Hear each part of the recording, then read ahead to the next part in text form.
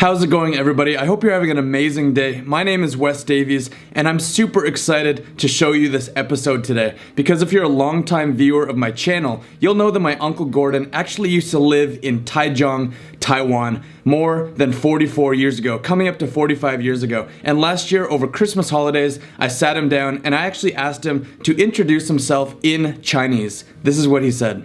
Gordy, you miss Taiwan? I do. I'd love to go back.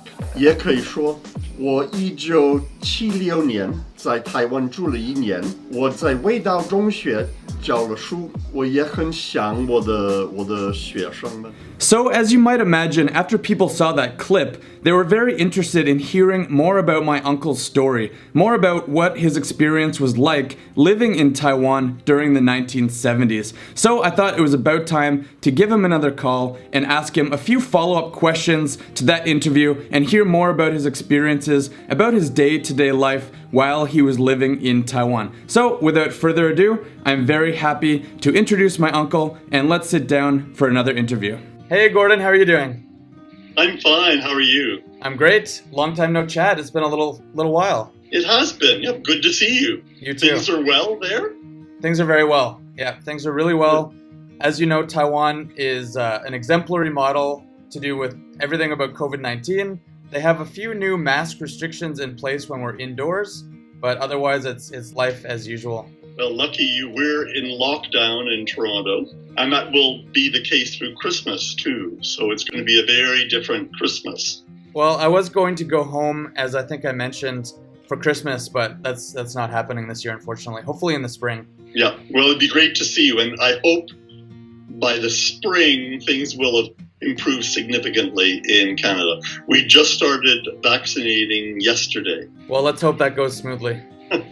Sure. So I just kind of wanted to do a follow-up interview to our last one that we did. Oh, that was maybe 6 months ago now. And if you can believe it, that video has over 500,000 views. My life is really not that interesting, but I'm glad it amused 500,000 people. Yeah, that was I did not expect that at all. And it was so interesting to see all of your old students kind of showing up. That was wonderful, I must say. That was really moving. Mm-hmm. I had no idea that they would even remember me. Yeah. You know, I was there for one summer and one academic year. It was really moving, yeah. So I kind of wanted to follow up maybe a few questions that I didn't ask last time. Sure. So at this point, it was 1976, right? Yes. And you had just finished your undergraduate degree at University of Toronto. And you were interested in traveling to Asia, and specifically China or Taiwan, to continue your Mandarin studies, is that right? That's right. I had taken Mandarin at university. Didn't major in it, but I took courses every year. And I wanted to practice it before I started my career. I see. At that point, of course, mainland China was closed to foreigners. They were in the midst of the Cultural Revolution. So I went to Taiwan, and through connections in the Catholic Church, the priests who are the clerics of St. Viator, who ran Viator High School, very kindly took me on as a volunteer. Oh. So I went to Taichung. I lived with the priests on the campus of Viator High School, which I gather now is the former campus. I gather the school has moved. And I taught summer school in that first summer, and then I taught an academic year. I taught 初二, or the second year of middle school. So the summer course or the summer program was almost to kind of get you ready for the full year of teaching that lay ahead. Right, and I don't know if they still do it, but in those days, the kids would have a couple of weeks off at the beginning of the summer. Then they'd go back to their schools to do summer school, to review. And so it was a good way for me to start teaching, because I was reviewing with them the material they were already supposed to have learned. Oh, I see. Quite a bit different to the way our summers went when we were growing up as kids, eh? Well, yeah, I mean, for sure. For us, summer was a time to go to camp, to travel with our parents, later on to get jobs, to begin to understand how to work. So very different indeed, but it's reflective of the two societies, especially at that stage in Taiwan's development. They put so much more focus on education here. You know, back home when we were growing up, I just remember we went to school, we started at 9 o'clock in the morning, and we went till about 3:30 in the afternoon, and almost without exception, especially in elementary school, you leave your school, you don't really think about it again until the next morning. I mean, we didn't have hours and hours of homework at all. We were playing with our friends and having dinner with our family and watching TV. You know, school just sort of left your brain until the next morning. No, exactly. That was the way it was with me in elementary school. Then I changed schools in what the Taiwanese would call middle school. Then I did get homework through middle school and high school for sure. But yes, I mean the Asian educational system is far more demanding. There's no doubt about that. And the classes were far bigger.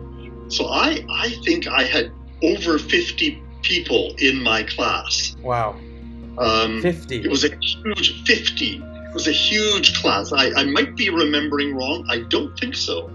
It was huge, which would be impossible in Canada. The kids would be out of control. Yeah. Whereas they were very disciplined. I would joke around with them. I was the only teacher, I think, who got away with it. So I'd go in and I'd tell very simple jokes in English, and we'd joke around, and then I'd say, now it's time to start work. And they'd all immediately settle down and start working. Just suddenly laser sharp focus. They were really well behaved, yeah. Mm-hmm. Before we get to the second half of the interview, I just wanted to quickly let you know that if you're enjoying my videos and if you want me to keep making videos like this about my experiences in Taiwan and create lots more videos for you, then make sure to head over to my Patreon page. This is a place where I post exclusive content, including behind the scenes stuff, live Q&As, and there's also an option to get personalized postcards sent out to you every single month in return for a small contribution. I'll even be uploading the very first videos I ever produced on this channel from my time in Canada, with newly created Chinese subtitles all exclusively for Patreon members. So if that's something that you would be interested in, I will post all the links to my Patreon page right down below, so please go check it out. If you decide to support me, a huge thank you to you. This is of course not an obligation. I really appreciate each and every one of you who come by my channel week after week to view my videos, like my videos, subscribe to my channel, and leaving all of your wonderful comments down below. So whether you go and support me on Patreon or if you just want to watch my videos here on YouTube, I really do appreciate every one of you. So thank you very much. Now, let's get back to the interview. So you were very young at the time, 22, I think you said last time. Yes. So you hadn't taught before, had you? Had you taught at all? Maybe seminars or anything like that? No. I presented seminars at university as an undergraduate. But I never taught, and I'd never taught my native language. I never taught English. Mm-hmm. I majored in English literature, but that's not the same as teaching basic English. Sure. I had to learn really quickly, yes. Now, in those days, the curriculum demanded that you follow the textbook very closely, and they had a lot of material to cover. So we had to really move quickly, and I didn't deviate much from the textbook. You couldn't, because we had standardized tests through the school regularly. But I did get help in learning how to teach English. So who was helping you back then? Well, it was really wonderful. There was a Catholic girls' school right near Weidao Zhongxue at that time. And it was run by nuns, Taiwanese nuns, who were some of them teaching English. And an American nun was helping these Taiwanese teachers of English improve their teaching. I see. She was Sister Elizabeth, a Maryknoll missionary, quite famous in Asia. She was Asian American. She spoke a dialect of Cantonese, and she'd come to Taiwan to work with English teachers. So I sat in on her classes, and I learned how to teach English. Oh, I see. Which was wonderful. I learned how to teach it to younger people, how to hold their attention, how to simplify concepts, and she taught me how to teach phonics, which you and I learned in grade 1 and 2, but that we then forgot when we mastered basic words, but that are really helpful for people learning English to figure out how to pronounce words. So she taught me how to teach phonics, and that really helped my teaching, and I think it helped the students be able to sound out words rather than have to memorize them without any way to guess how the word is pronounced. Sure, like the SH sound, TH sound, soft G, hard G, that kind of thing. When is a G soft? When is it hard? I had forgotten that in a one-syllable word, when there are two vowels, the first one is usually long, the second one is silent, as in boat, B-O-A-T. Right. Or wrote, O-T-E. So I'd forgotten that because you and I don't think about those simple words anymore. So I relearned those rules of phonics and taught them to my students. And I think it helped them. I think it did. I hope it did. I think I remember you talking about Sister Elizabeth before. Didn't she have a funny quote or something? Well, she was really an amazing woman. One of these really dedicated people. She was a Catholic nun from the Chicago area who years before had gone to Hong Kong, which was, of course, a colony at that point. And she had worked with refugees. Hong Kong at that time had masses of refugees from China who had slipped across the border to escape the Cultural Revolution. And they were being housed in these refugee settlements. The colonial government had built these high-rises on the steep hills of Hong Kong. They were doing their best to house the refugees. They'd opened these schools, and the schools were really struggling to educate these children of refugees. So Sister Elizabeth went in and she helped these schools for refugees.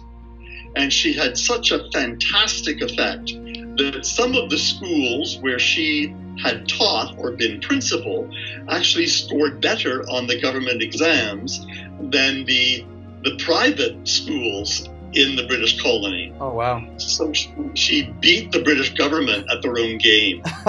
She was a better teacher than their best teachers. Wow. So as she told the story, the government got very annoyed at her, and they banned her from the colony.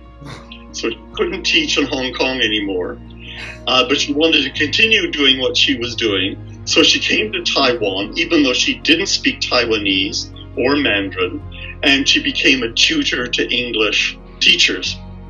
So to your point about her expression, here's this woman who had given herself to God and to serving humanity.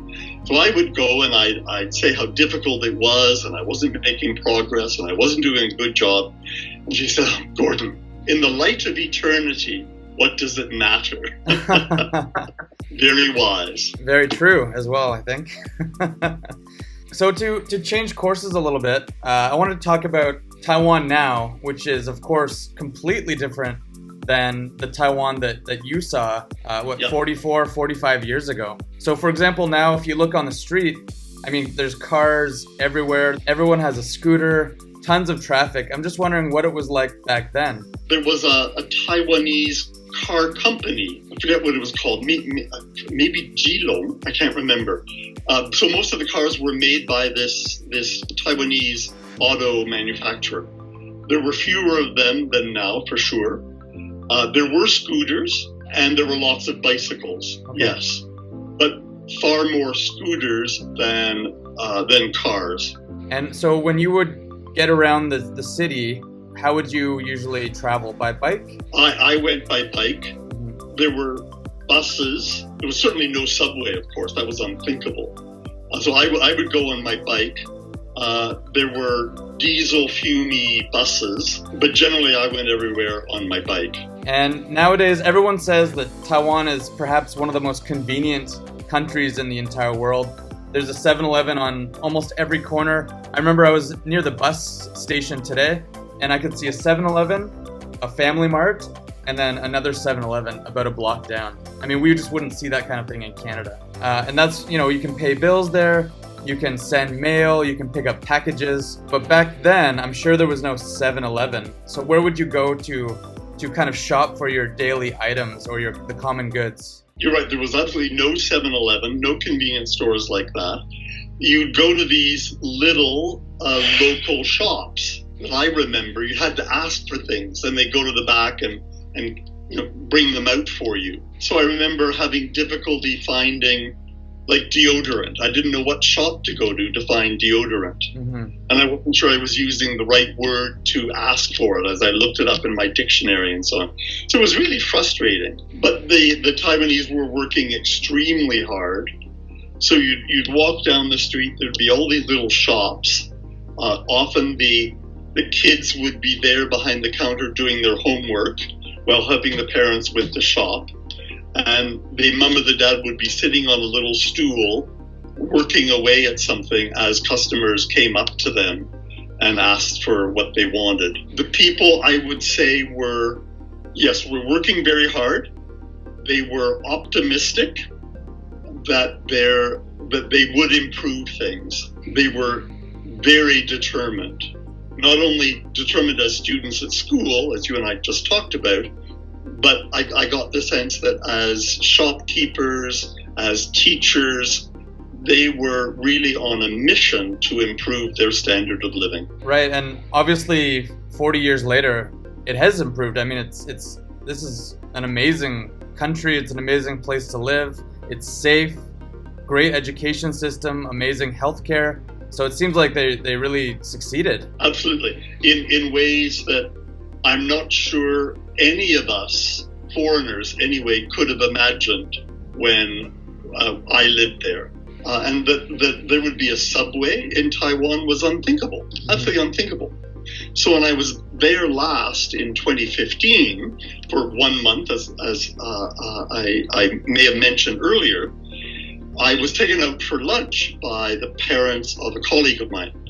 And I was saying how advanced Taiwan was, how marvelous it was that in Taipei, they seem to open a new subway line every year. And my host turned to me and said, well, of course we open a new subway line every year. How else could we progress if we didn't? But in Toronto, if we open a subway line every decade, we think we're doing okay. So they really seem to still have that same spirit, that they're progressing and moving forward with Taiwan. Yeah, for sure.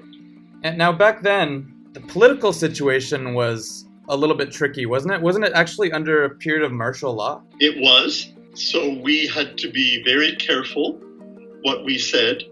And the priests, the Canadian priests I was living with, of course, took no political positions. But we had to be careful what we said. So some of my students, if they watch this, might remember when I first started in that summer school, they were learning the word lady. So I wanted to distinguish the word lady from the word woman. So I said, well, a lady is an important woman. So I said, for example, Madam Chiang Kai-shek is a lady. And I looked up the words for Madam Chiang Kai-shek, who was the wife of the leader of Taiwan at the time. And I said that in Mandarin. So, for example, I said, she is a lady. I said her name, and all the students immediately sat bolt upright. Pencils flew in the air, papers floated, sat bolt upright because I had mentioned the name of the leader. Wow. I didn't know what to say to get them to relax. So I kept talking, and gradually they went back to their position. Yes, you had to be very careful what you said, even though what I said was complimentary. Just saying the name required a response on their part. Interesting. Complete tension. Yeah. Now, was there a sense that Taiwan was leading toward becoming a democracy? That was not talked about where I was. I'm sure that there were circles that were pushing for that. Intellectual circles, university people. I'm sure there were politicians. I didn't get any sense of that at all. I was, working in Taichung, which was a much smaller place at that point. I was not involved in university life at all. And there was a huge amount of propaganda, of course. So the TV was entirely government controlled. The news was government controlled. There were billboards everywhere announcing government goals, but also glorifying the government. I say this not to criticize the Taiwanese, but to praise them for having transitioned from such a military dictatorship to a democracy without bloodshed. Mm-hmm. Very few countries have made that kind of transition without bloodshed. Sure. That Taiwan is now the first Chinese majority country in the history of the world to be a democracy. China being arguably the longest continuous culture in the world, now embraces a democracy in at least one of its countries. So even now, Taiwan, it does seem to have a lot of cultural influence coming from Japan. A lot of the fashion comes from Japan, and anime, novels, music, things like that. And of course, Taiwan used to be a Japanese colony. Could you see some of that around you back then? Maybe it was more evident in the 70s as well. Interesting, yeah. There were still Japanese houses, wooden houses. I remember I went to a student's house up in the mountains for New Year's, and they lived in a Japanese house, and it had tatami. Those houses have now largely been knocked down because they were made of wood, and the wood has become rotten in the temperature of Taiwan. But you could see those houses. The government propaganda was, of course, glorifying the resistance of the Chinese to the Japanese. I remember one of my students, I don't know how it came up, he was like a true art student, and he said, 戴老师我是中国人我当然恨日本人 I'm a Chinese and naturally I hate Japanese, because that was what the school system encouraged. So I had no idea how culturally complex the period of occupation was, and I'm certainly no expert in it now. But I now, having been back to Taiwan in 2015, understand a little better that it was a more complex relationship than was described when I was teaching school in 1976, put it that way. And a Taiwanese would be able to describe it more fully than I am, but I know it was more complex than we were led to understand. And would you ever hear people speaking Japanese? I know even now some of the older generation, the oldest generation can speak Japanese still. One of the amazing things to me when I went back in 2015 was to go on a bit of a day trip with a number of Taiwanese businessmen who all happened to be native Taiwanese. That is, their native language was the Taiwan dialect, Taiwanese. Okay. They were in their late 60s, early 70s. And my host looked around at his friends and said, oh, yes, all of our parents spoke Japanese to one another. Their parents were well-educated Taiwanese during the occupation of the merchant class. They all went to university, and they had assimilated into the Japanese language. The only hint I got of that in 1976 was that there was a lady, a Taiwanese lady, a very Catholic, who would come to Viator School to talk with the Chinese priest who was there. So he would hear her confession and give spiritual direction and so on. And she would sometimes stay afterwards and have a cup of tea with the other priests, and I got to know her a bit. And I think she spoke French, because she and I would have long talks together in French. And she told me what I had heard from nobody else, and that is that she said her Japanese was even now better than her Chinese, that she'd been educated entirely in Japanese. And out of her purse, she pulled a Japanese novel. And she said, you know, for recreation, I read my Japanese novels. And she said, you know, I wore a kimono as a teenager. Our dream as schoolgirls was to marry a Japanese officer and move to the home islands. The home islands. Home islands, meaning Japan. She said they had no idea what was going on in the outside world. They didn't know how the Japanese were conducting themselves in their military campaigns in China. They didn't know about the cruelty and the invasion and the, frankly, barbarous behavior of the Japanese in China and elsewhere. They just got very filtered news. And their dream was to fully assimilate. Now, that was the urban, well-educated elite. And she was a young girl.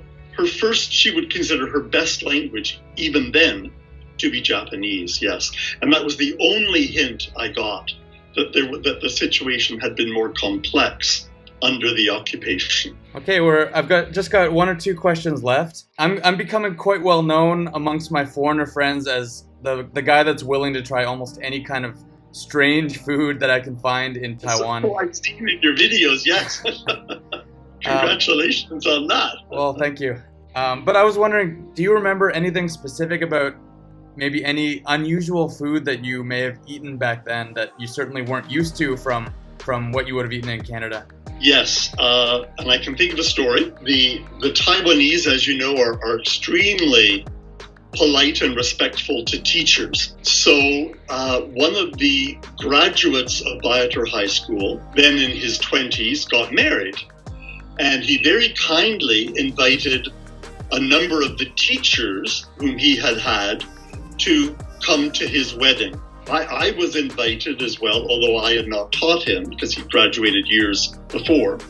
So I tagged along and went to a country wedding deep in the countryside. It would have been the summer of 1976. We had an amazing wedding banquet in this village. I have no idea where it was. And there were lots of dishes being served to us that the teachers had themselves rarely eaten. And it could be my imagination running away from me, but is it possible that we had chicken fetus? Could be. Is that a country dish? Maybe I've just imagined that.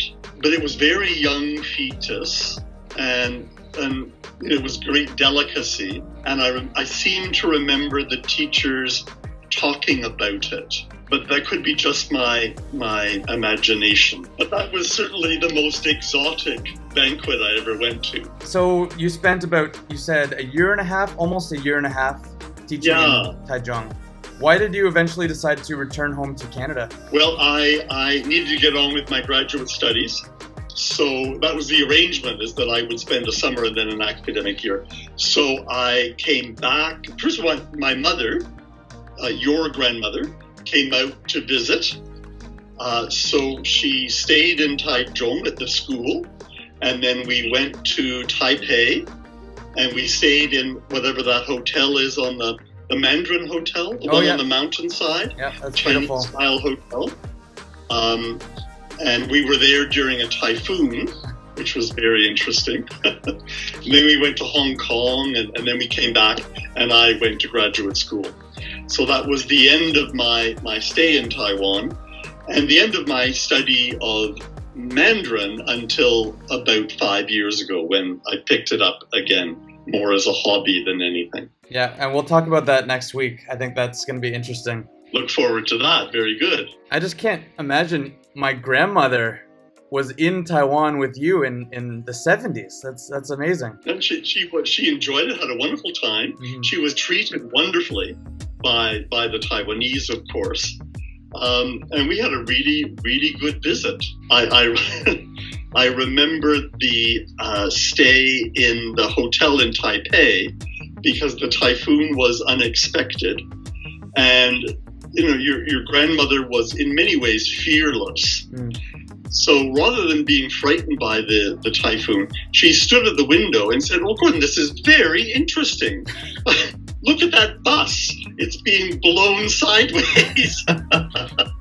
And the water is coming in horizontally." Yeah. She was always so positive. She was really absolutely fearless about the whole thing. And she tried all the food that she was given, too. Oh, great. All right, well, thank you so much, Gordon. It was a pleasure speaking with you again. Always lots of fun. Good to see you, and we'll talk again soon. Absolutely. Yeah, have a good day, and Merry Christmas. Very good. Talk to you soon. Merry Christmas to you. 圣诞节快乐. Oh, 谢谢. Okay, bye, Gordon. Bye-bye. All right, everybody, that is the interview. Thank you so much for watching. I know this one was a little bit long, so if you are still here watching at this point, I know that you are one of my truest and most dedicated fans. So don't forget to like this video, subscribe to my channel, and please check out my Patreon, which of course I will link right down below. I think that you guys are really going to enjoy all the extra content that I put over there just for you guys. And just know that all the support I receive over at Patreon is going directly back in to helping me produce these videos week after week. Thanks again for watching, everybody. I hope you have an amazing day, and I will see you very, very soon in the next video. Bye, guys.